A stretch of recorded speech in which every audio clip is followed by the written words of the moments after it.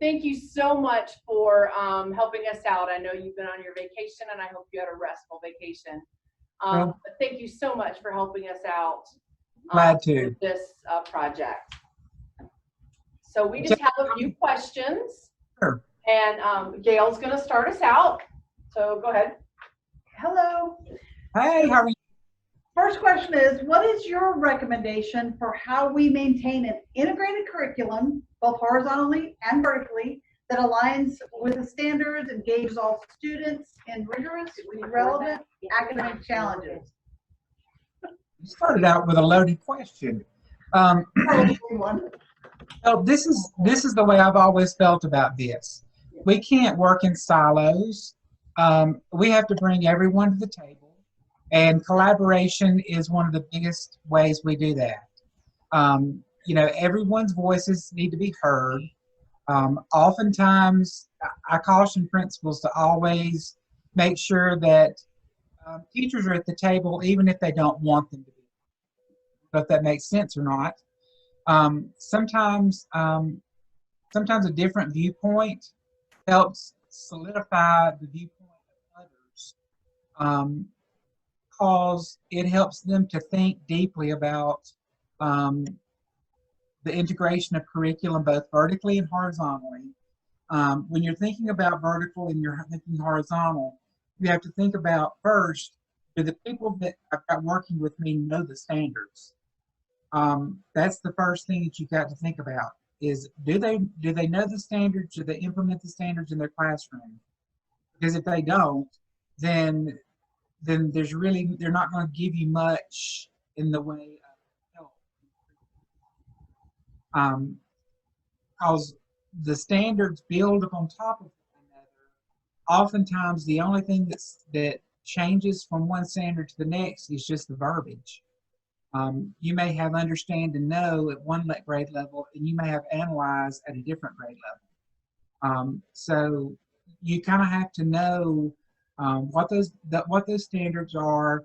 But the answer to the question in the long run is a principal has to engage everyone possible in that, because it's a huge job. And if you're asking someone to follow a pacing guide, or you're asking someone to follow some kind of curriculum map, it's much easier to follow when they've had ownership in creating it. That makes sense? Yes, it does. Mr. Cobb, and I know that you have been in our building and worked with us before, but how do you lead and motivate teachers and in your position principals to adhere to those prescribed state standards? I know you coach them and how to work and implement all of this stuff, but how do you help them to adhere to the standards?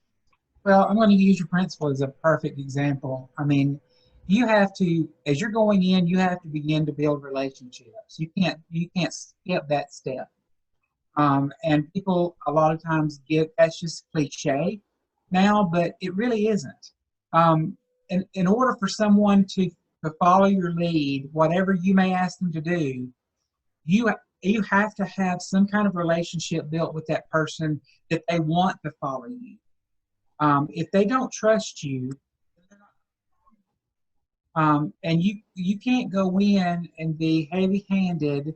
I always say, I've got to determine what hill I'm going to die on.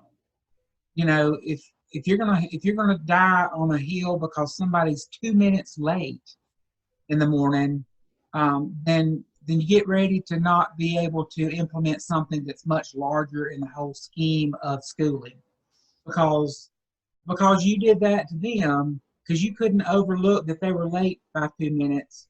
That could cause you as the leader to not be able to implement something that is much more important to the whole scheme of what you're trying to accomplish.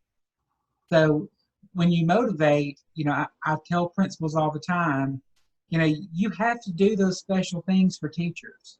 That's the part of the hard work. What you have to know, teachers have to know as principals are balancing managerial over here, and then they're balancing instructional over here. Well, you and I both know that the reason we're at school is because of the instruction part. But oftentimes what you guys need to understand is that principals get pushed and pushed and pushed down into the weeds by mad mamas, by somebody in the community that's mad because, you know, y'all tried to cut down a bush that was planted in memory of somebody 400 years ago. You know, those are all the things that they get pushed down in the weeds for. So principals have to pull themselves up if they don't have anybody help them, pull themselves up and look at the big picture. And I would say to motivate teachers, do those small things for them. I always say there's a lot of free things that you guys really love. Um, one one free lunch, like for the month, you know, where you don't have to go to the lunchroom with your kids. Just anything that doesn't cost the school anything, but it sends the correct message to you that you're not just appreciated in May when Teacher Appreciation Week comes around, but you're appreciated all the time. And that appreciation all the time will help a leader get more accomplished for the kids in that school in the long run. And it's not about getting things more accomplished, but you want happy students and you want happy teachers. And you're not always going to make a popular decision, because at the end of the day, the principal has to make that final decision, and it's not going to always be popular to people. But I think one of the other ways that you motivate teachers is if you just become transparent. Okay, decision, and so I screwed up. Okay, I can't tell you how many times I stood before my faculty in a faculty meeting and said, "Guess what, guys? I made a big kaboom with this one. I went the wrong way. I'm sorry. I'll do better next time, or I'll try to do better next time." I think being real with people and not being, oh, I'm here being the principal. I think when you become personal and you lead alongside rather than leading from above, that motivates teachers more than anything. Are teachers involved in any curriculum decisions where you have been in administration in the past, or just the position you're in now? Do you see teachers being involved in curriculum decisions? I have seen it both ways. In any place that I've been where I've been a leader, my teachers have always been involved in curriculum decisions. It's just because I'm a collaborative leader. You know, I think all of our heads together is better than me sitting in my office trying to make a decision, expertise to make. So I have seen it both ways, and I'm going to tell you, quite frankly, the easiest way is for the principal to sit in the office, make the decision, and hand it down. That's the easiest and laziest way. The hardest way is to bring people together and develop some kind of a scheme where you can get the thoughts that make a sub piece of the big picture, and then start building those things together and letting each other hear each other's thoughts, not just hearing the thoughts, but seeing them visually. I'm a big anchor chart person. I like sticky notes and anchor charts. You know, let's put our thoughts on there, and then let's start putting them together to see how far are we really apart in our philosophies about these things. And then, you know, what does the state law say we have to do versus what leniency do we have based on philosophy? So I think that teachers rarely implement the curriculum in the best way possible when they have no say in the curriculum. Now, have I seen curriculum where I'm not going to go out there and try to create a phonics progression? I don't have the skill to do that. You know, and I even say to early childhood, even to teachers who are in the classroom, I really don't think teachers have that kind of, you know, you need those PhDs who focus on phonics. who've done their life work on phonics to help us understand what a true phonics progression should look like. But that's not to say that once we adopt something that we feel like is scientifically approved, that doesn't mean that the professional development that doesn't go with it can't be collaborative, and it can't be that we learn from one another based on this piece. But I think we've learned a big lesson over the last 30 years in education, and that is we can't look at one thing, one program, and decide that it's going to be the silver bullet that's going to fix our kids. So when we start looking at programs, you're going to start pulling from this, you're going to start pulling from here. And the only way to do that is to take the expertise that's within the building, settle on a main framework, and then fill in those pieces around it to better utilize the talents and the gifts that are within the building. I hope I'm helping y'all. I don't feel like I'm saying anything different than probably what y'all know. No, You are. It is perfect. It is good. It is good. So the next question we have was how do you assess instructional programs? But I think you sort of touched on that already.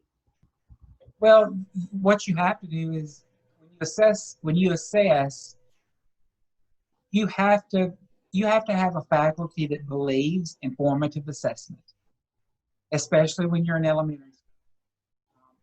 You have to know that as kids are moving from foundational skills to application skills, that we have to know very frequently if we're seeing any missed skills in there, because that's like building a house. You can't build a house knowing that there's already a crack in the foundation before you start putting the walls up. And so when we think of assessment, we should be thinking about what measures what we're trying to teach in the very best way.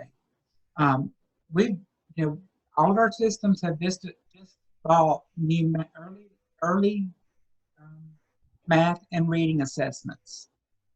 Well, I've already cautioned principals as I've been talking to principals. Those assessments may not tell your children. So, sorry y'all, I got it on my phone silent. But it may not tell you everything. So what I'm saying to the principal is, let's don't go in thinking that whatever assessment that we bought is going to be the next and greatest. But we need to go into those early grade level meetings with you guys, and we need to ask the question, is this telling us everything that we need to know about the maturation of a student in reading? Is it telling us everything we need to know about what is developmental with regard to the science of reading? If it's not, then it's the principal's job to find that assessment or those resources that help you answer the question that you need to know about those children. Because it's those questions that teachers ask in the trenches that are the most important. And I think we need to think about that when it comes to assessment and stop being so, we're going to buy this assessment, it's in this pretty box with a bow tie. It's not that easy. We've got to come back to a place where we have some common sense about assessments. Okay, and I think you touched on this just a little bit, but if you have anything to add to it, how do you use diagnostic tools to assess, identify, and support instructional improvement, and are administrators or teachers involved? Well, of course, everybody is involved. It can't be a one-way street. That's what I say about when you have a reading specialist in the building. Am I right when I say that you guys are going through a leadership cohort? Yes. Okay, so you guys can have the privilege of seeing with two lenses. Okay, so I want you to think with me real quick. What is the job of the principal when it comes to accountability? A lot of people don't think of accountability and collaboration as a joint thing, but it is. Because when you sit down with data, you determine what changes need to be made based on the data. and you come to that agreement with your team or with your principal, then it's not just the principal that's accountable, but it's the teacher that's accountable, because we came up with those changes that we need to make together. So people don't see that. So when you add that specialist in there that comes beside teachers, and they help teachers think through what strategies can I use, what can I do to make these adjustments the best it can be or the most successful, then the principal has that opportunity to come in, look at what you said you were going to adjust as teacher, and provide helpful feedback based on what you said in the data meeting that you were going to change or adjust to your instruction. That doesn't mean you're going to get written up, and it doesn't mean that it's a part of your discipline, but in the long run, the principal is that person that has to have those conversations, because I know you guys at Bryan are phenomenal. I know that. I've been in your building. You guys do a phenomenal job day in and day out. But the thing that you have to understand is there are those teachers across every district in the state that's going to do the bare minimum.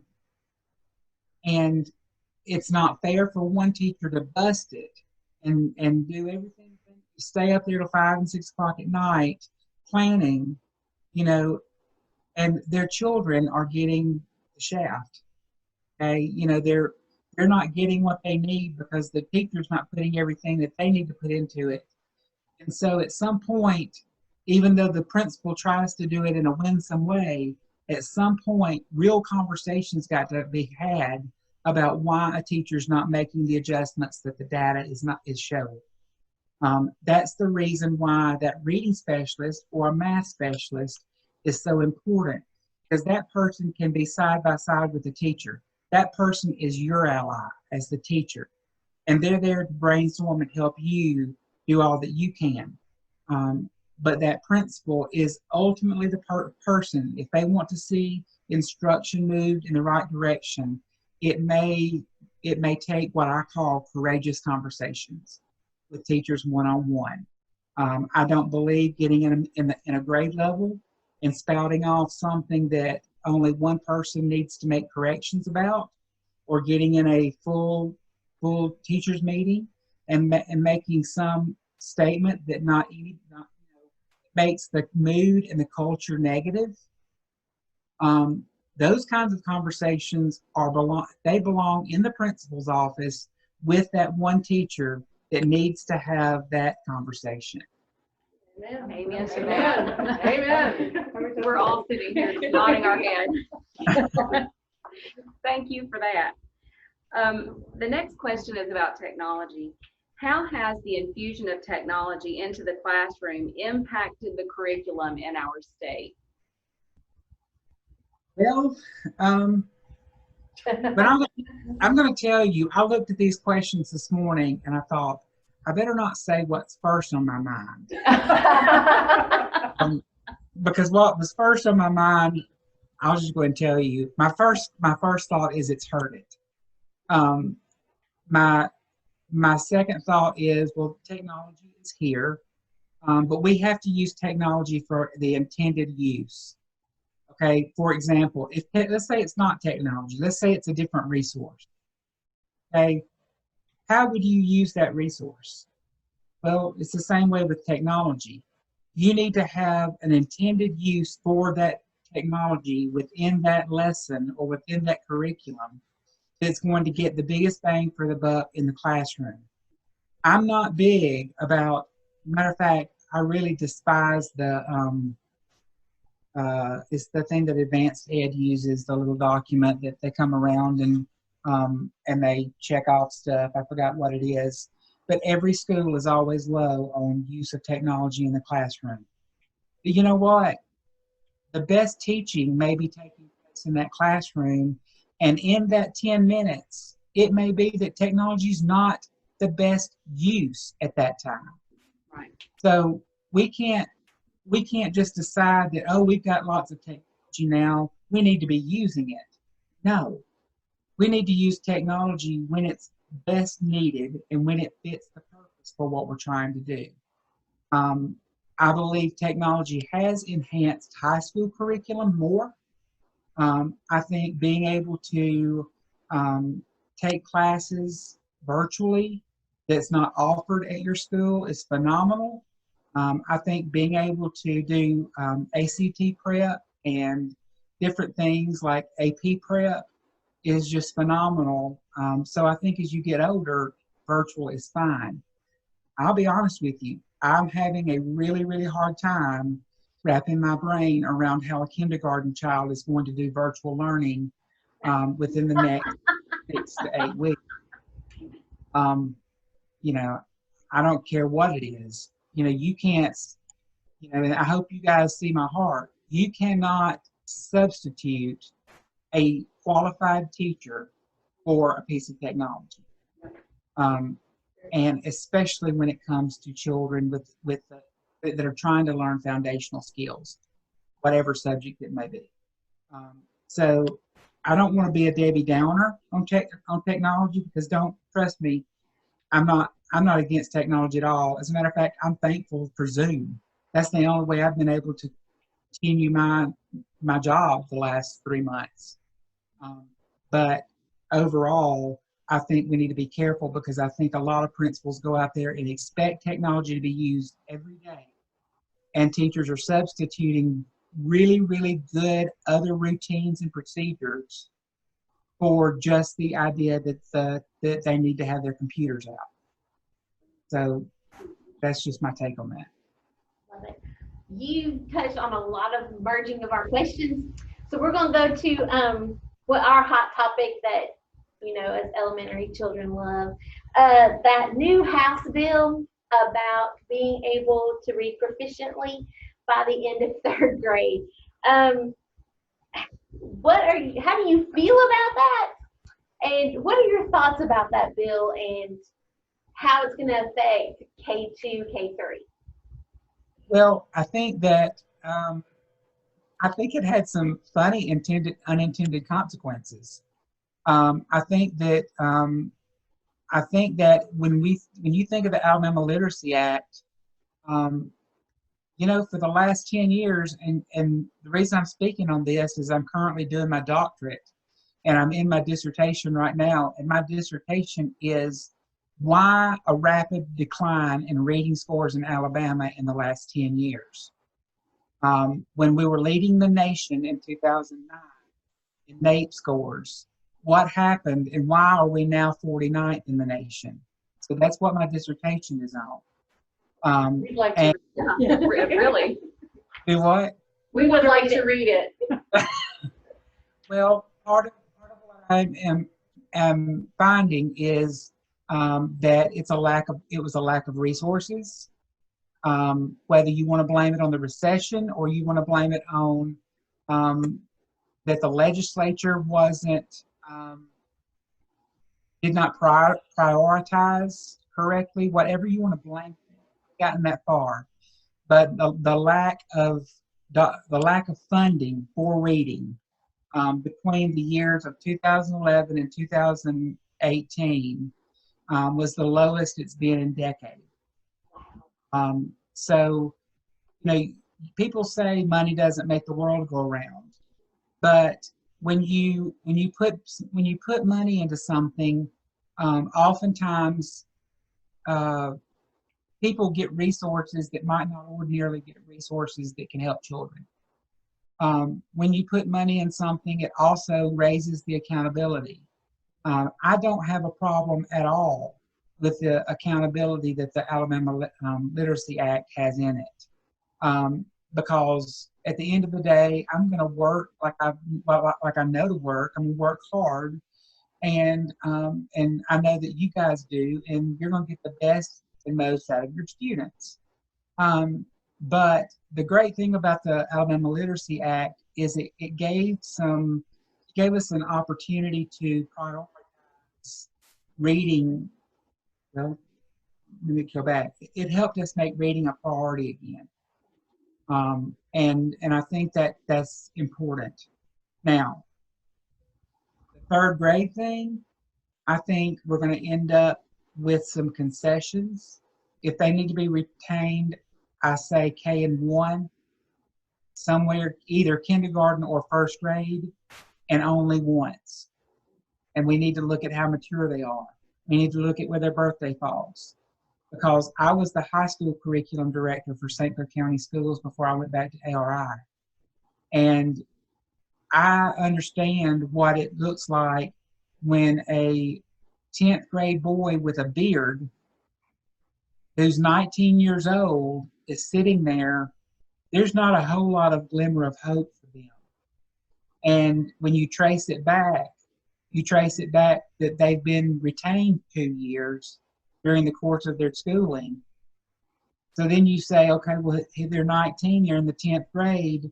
Obviously, there's an academic issue, but part of the issue is we held them back to the point where they just can't see any way that they can finish on time. Does that make sense to y'all? Yes, very much so. We just want to say thank you for taking the time to talk to us today. And I know you have a busy schedule and it's summer and it's 4th of July week. And answering these questions and helping us out on our quest for another degree. Very eye-opening. You gave us a lot of good information. Yes, you really did. And your perspective from the State Department is even another layer of help for us to see it from another vantage point. Another perspective is always great, and it'll give us a wealth of things to type about in the appropriate ways that don't tip any hands in the wrong direction. This is what I would say to you guys, because you go into leadership, obviously. When you get that assistant principal, your principalship role, never, ever, ever forget what it's like to be in the classroom with those kids. That's the thing that I always go back to. It's been 22 years since I've been in the classroom with kids. And I know that sounds odd, but I was a principal when I was 29 years old. And I've seen a lot, I've done a lot, and the thing that reigns true is that the need for a kid to be able to critically think and function at the top of design and at the top of Bloom's taxonomy is greater than it ever has been before in our society. Because these kids are going to go out there and when they get out of college, they're going to have so many different jobs doing so many different things. And it's a much different world than it was when you guys and I got out of school. So thanks so much for even thinking about going into leadership. I can tell you I could write a book, but you guys are just going to have to write your own book. So, well, listen, thanks for having me today, and I wish you the best, and I hope that I see you around sometime in the next few months, okay? Yeah, great.